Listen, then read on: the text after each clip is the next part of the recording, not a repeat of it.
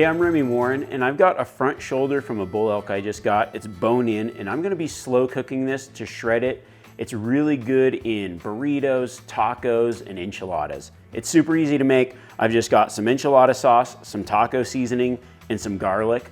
The plan is I'm gonna cover this with taco seasoning, brown it in a hot skillet, and then I'm just gonna slow cook it. You can do it in the oven, in a cast iron, or even a slow cooker like a crock pot. It's super easy when you get done on a long hunt. You get back, you're tired at the end of the day, and to make a really good meal really easy is one of my favorite things. It refuels me for the next day's hunt, and it's just awesome to be able to bring something I harvested last season into the field with me this year.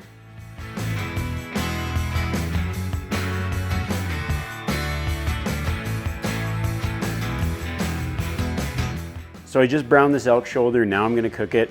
This one I've got the oven on at 300 degrees. It takes about 4 to 5 hours. I just continually check it till it just starts to fall off the bone. If you're using a crock pot or a slow cooker, I generally go on high for about 5 hours.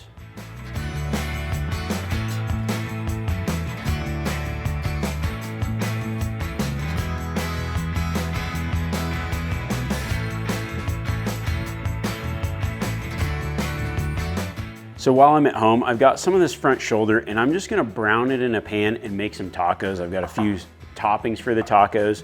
This is a really good way to enjoy it at home.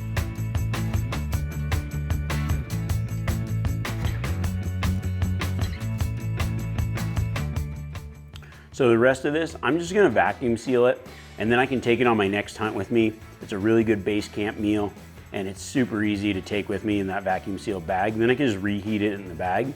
I really like to do that if I've got a good base camp where I'm driving to it, I've got a cooler, I can keep everything cold. And then just at night, I throw it in boiling water or simmering water and just reheat it. Or I can also just dump it into a skillet and then fry it like this and make tacos or burritos. It's a really good way to enjoy it later on. That's delicious, so good.